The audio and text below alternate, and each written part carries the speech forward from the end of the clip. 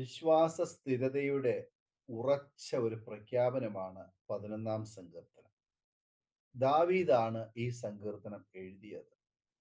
വിപരീത സാഹചര്യങ്ങളിലും വെല്ലുവിളികളുടെ മുമ്പിലും പതറാതെ ദൈവത്തിൽ ശരണവും പ്രത്യാശയും അർപ്പിക്കുന്ന ഒരു ഭക്തന്റെ ചിത്രം ഈ സങ്കീർത്തനത്തിൽ നമുക്ക് കാണാൻ കഴിയുന്നുണ്ട്.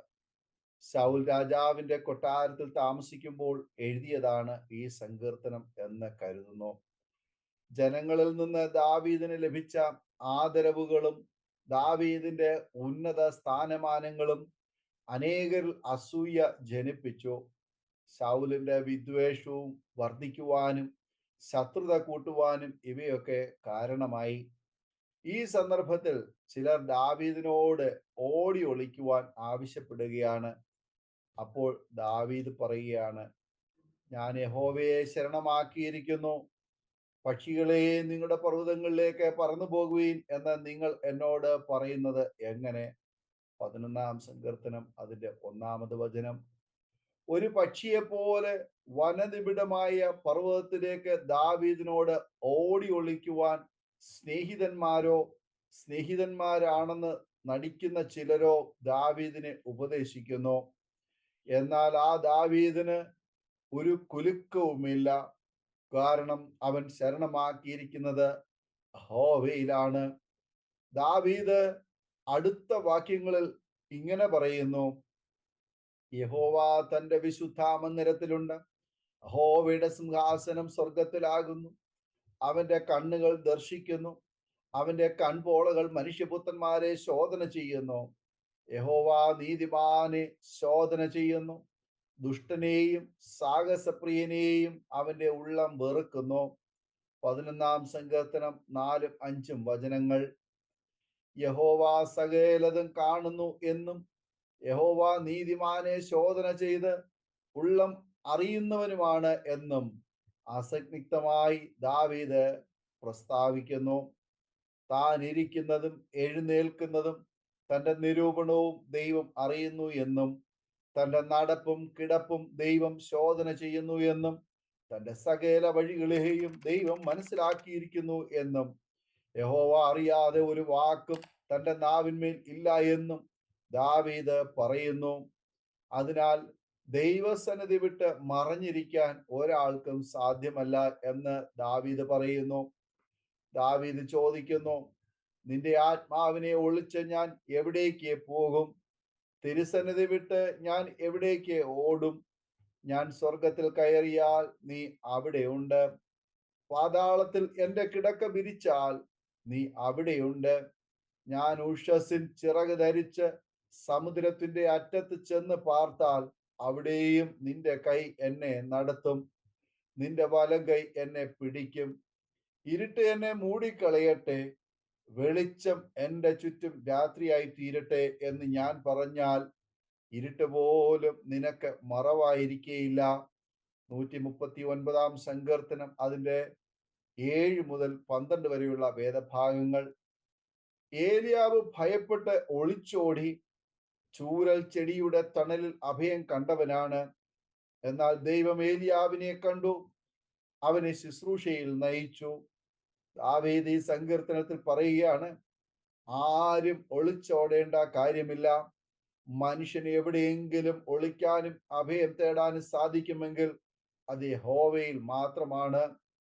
ഒരു ഭക്തൻ ഒളിച്ചോടേണ്ടതില്ല. ശത്രുവാകുന്ന സാത്താൻ കൊണ്ടുവരുന്ന പ്രലോഭനങ്ങളാണ് ഒളിച്ചോടുക എന്നത്. നിരാശയും ദുഃഖവും മനുഷ്യരിൽ വിതറി അവരെ പ്രത്യാശയില്ലാത്ത ജീവിതത്തിലേക്കും നിരാശയിലേക്കും ആത്മഹത്യയിലേക്കും നയിക്കുന്നത് സാത്താനാണ്. സാത്താൻ ഒരു വേട്ടക്കാരനെ പോലെയാണ്. അവൻ നീതിമാനെ വീഴിക്കുവാൻ നോക്കും, എന്നാൽ ദൈവത്തിന്റെ കണ്ണുകൾ സകലതും കാണും. അവന് മറഞ്ഞിരിക്കുന്ന ഒരു സൃഷ്ടിയുമില്ല. സകലവും അവന്റെ കണ്ണിന് നഗ്നവും മലർന്നതുമായി കിടക്കുന്നു. അവനുമായിട്ടാകുന്നു നമുക്ക് കാര്യമുള്ളത്. എബ്രായർ 4:13. നാം നല്ല പ്രവർത്തികൾ ചെയ്താലും ദോഷകരമായ പ്രവർത്തികൾ ചെയ്താലും ദൈവം കാണും. നമുക്കെതിരെ ആരെങ്കിലും ദോഷം പ്രവർത്തിച്ചാലും ദൈവം അത് കാണും. ദൈവം സകലരെയും ശോധന ചെയ്യുന്നു. യഹോവ നീതിമാനെ ശോധന ചെയ്യുന്നു, ദുഷ്ടനെയും സാഹസപ്രിയനെയും അവന്റെ ഉള്ളം വെറുക്കുന്നു. 11-ാം സങ്കീർത്തനം അതിന്റെ 5-ാമത് വചനം. ദുഷ്ടത പ്രവർത്തിക്കുന്നവർക്ക് തക്ക ശിക്ഷ ലഭിക്കും എന്ന് സങ്കീർത്തനക്കാരൻ ഓർമ്മിപ്പിക്കുന്നു. ദുഷ്ടന്മാരുടെ മേൽ അവൻ കണികളെ വർഷിപ്പിക്കും. തീയും ഗന്ധകവും ഉഷ്ണക്കാറ്റും അവരുടെ പാനപാത്രത്തിലെ ഓഹരിയായിരിക്കും.